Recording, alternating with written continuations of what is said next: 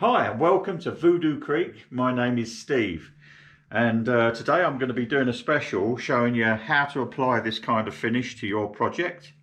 It's a shellac based finish with aniline dyes to tint the colour.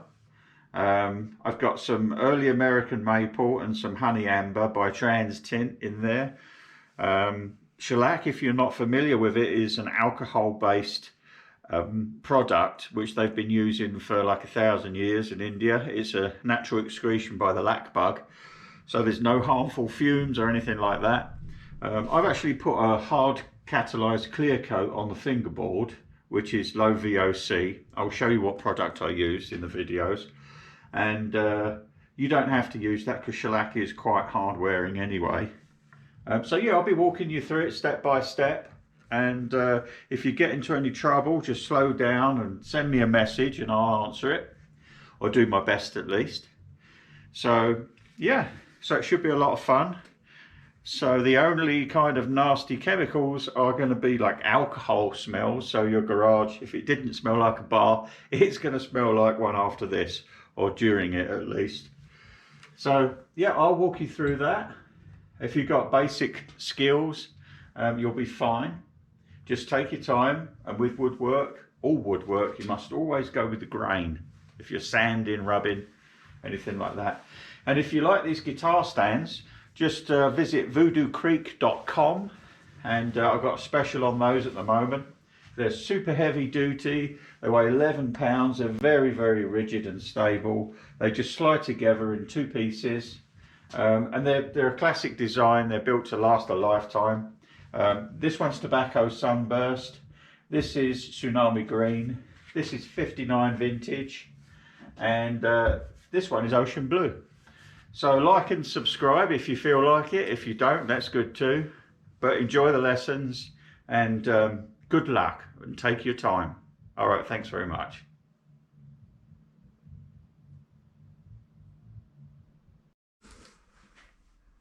Welcome to Voodoocreek, folks. So what I'm going to do today is refinish this Telecaster, or actually finish this Telecaster. I built it up to the specs that I wanted. I like the way it plays. I want to give it a nice old antique finish, which is kind of the work I'm in, and I love using shellacs and aniline based dyes. They work really well together because the dye is based in alcohol, and shellac is based in alcohol too, so that one eats into the other and they bond really nicely. Shellac, if you don't know, is a really, really nice, it's an old finish. It's nice and natural. It's made by the lac bug. It's an excretion, and it basically bonds to anything, and anything will bond to it.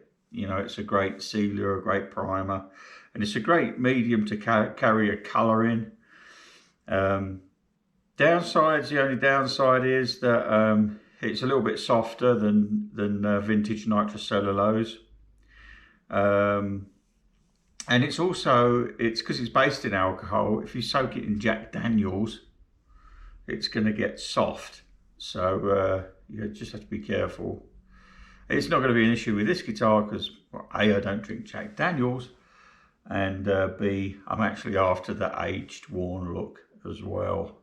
So a little bit about the guitar. This is one I assembled, you might say, myself. It's a 2-piece Swamp Ash Golden Age body. The neck is a Walmouth, built to my specs. It's the 7¼ radius. It's medium stainless steel fret wire.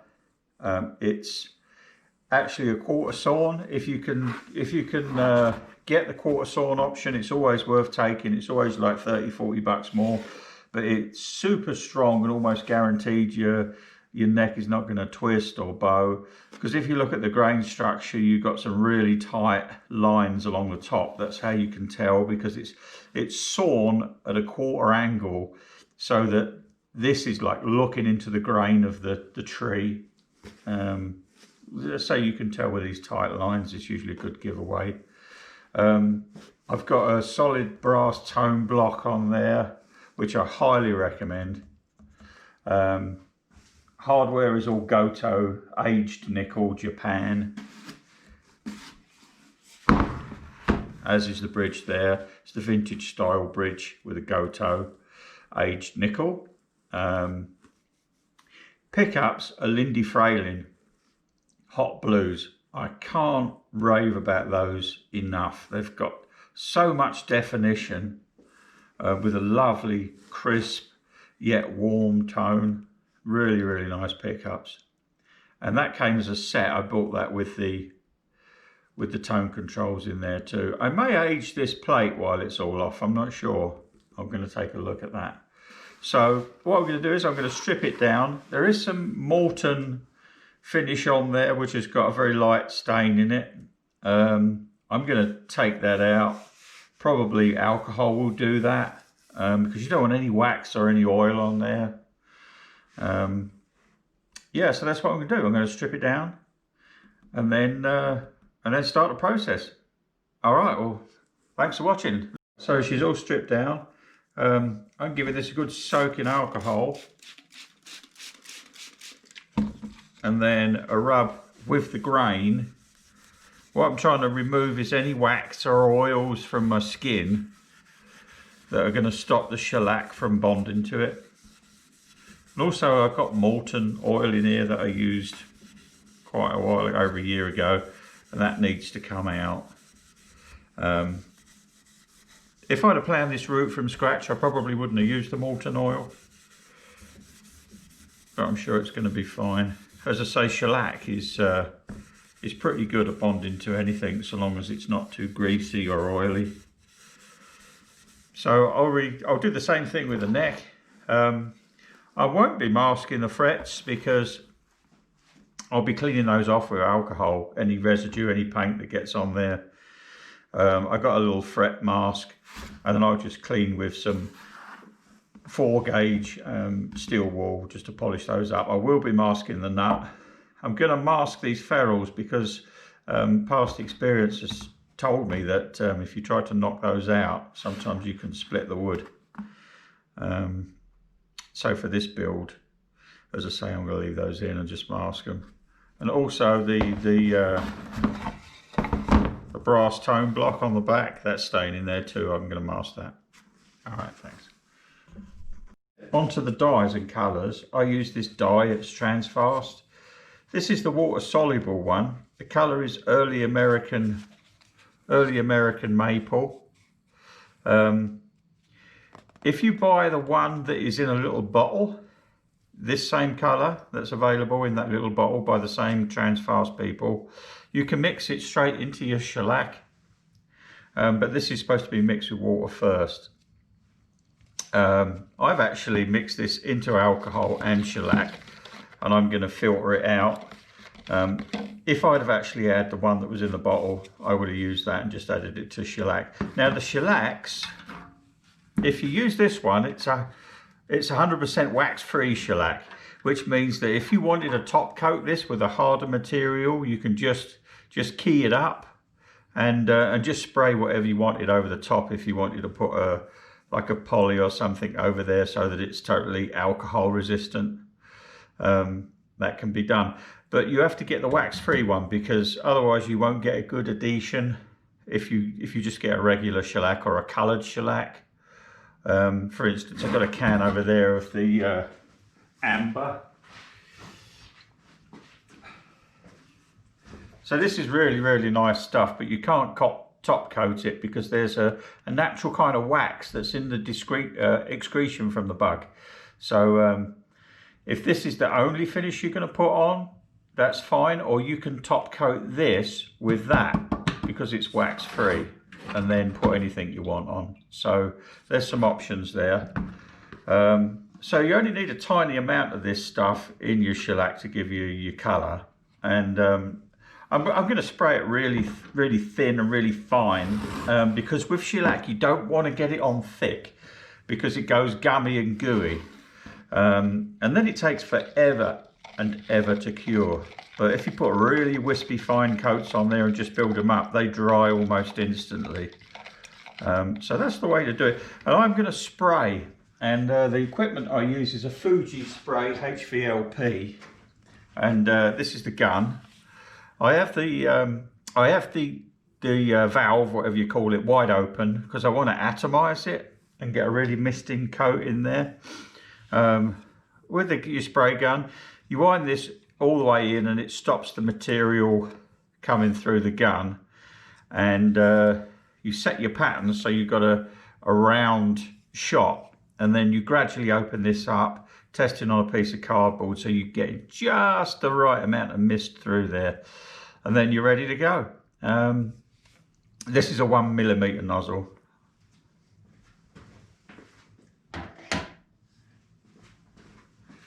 All right, well, I'm all masked up. I say I'm going to clean the frets off afterwards, so I'm not too worried about that. All right, well, see you on the next part.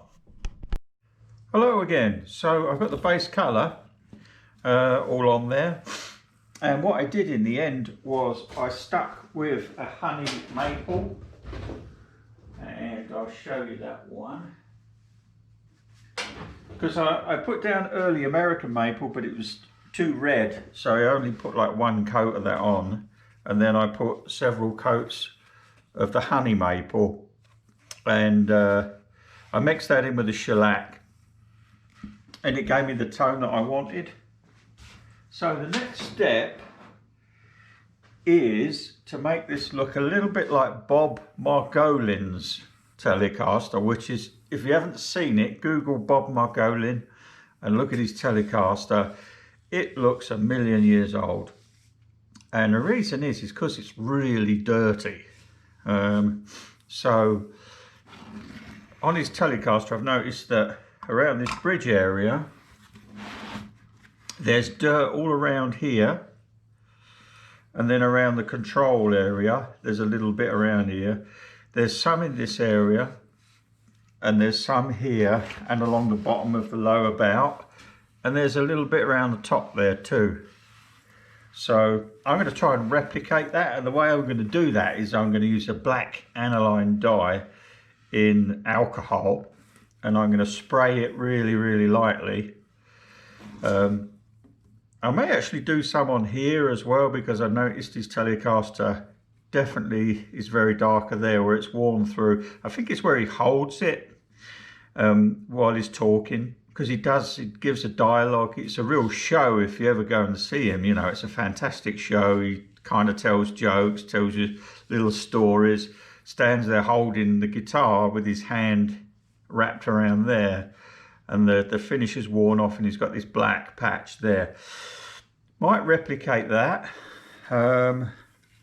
Also, there's usually some dark marking around here as well that might be nice to put in there, and I think on these bouts too. So yeah, so that's what I'm going to do next to give it some character. And as I say, I'm going to use a black dye in alcohol, because it's in alcohol, it's going to etch into the shellac, because the shellac is alcohol based too. All right, well, wish me luck.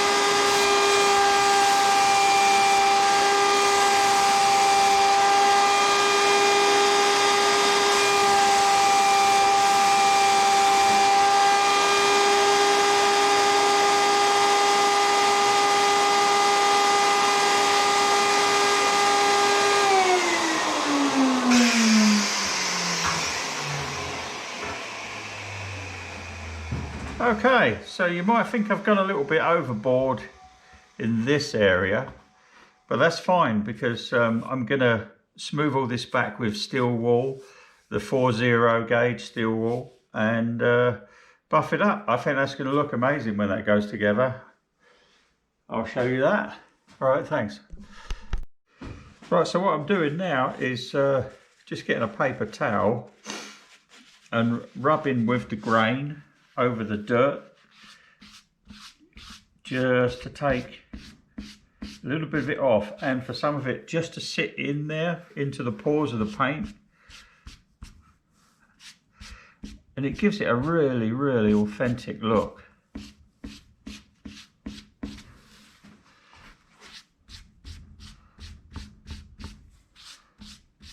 And what I'll do is I shall seal this in with more clear shellac in the morning when it's dried out totally.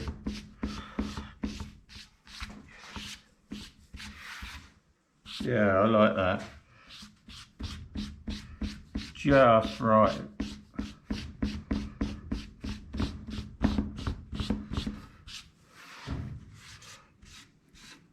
Take some off around the edge that's going to wear all the time, like this.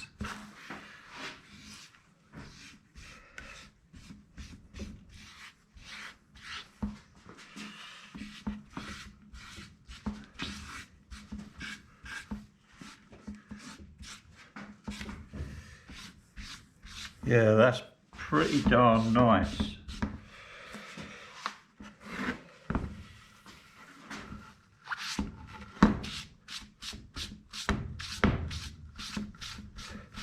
So always go with the grain. Every single thing you do with woodwork, always go with the grain. It's like the unbroken rule.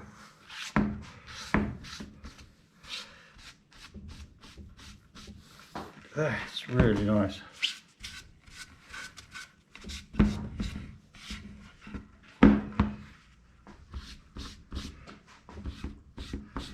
And so I've got to redo some on the neck because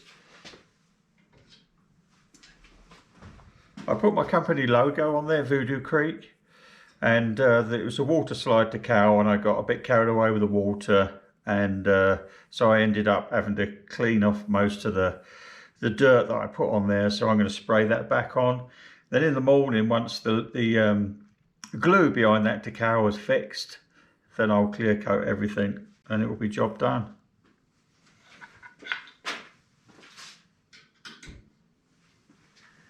All right. Right, so I'm really happy with that. Came out perfectly. I took quite a lot of the black off just to leave a smaller amount of dirt in those areas. Didn't want it to look too corny. Neck came out really nice. There's my logo on there. That came out, that's a water slide, and that's shellacked in there. So what I need to do now is just let this thing set up for, you know, a week or so that it starts to cure. Then I've got the option of whether I want to put a real hard finish on here. The beauty about shellac is that it will stick to anything and anything will bond with it, so long as you let it cure. So what I tend to use on my stuff is this Enduro varnish. It's a satin, and it comes with a catalyzer, and it fully cures in 5 days, and it's rock hard. You could use it on tabletops, anything like that. It's like 120 bucks for a gallon. So I may use that. I'm not sure which way I want to go quite yet. I'm going to have a think about that. But before I use that, I would have to key everything up with some pretty coarse steel wool. So it's got a key there, you know, to bite in. All right, well, I'll keep you updated, and when this has started to cure, I'll polish all these frets off and make my decision then. So I'm just going to clean the frets off. I've got some alcohol on a paper towel, give it a good wipe, give it a good rub like that, and then got some very fine gauge steel wool.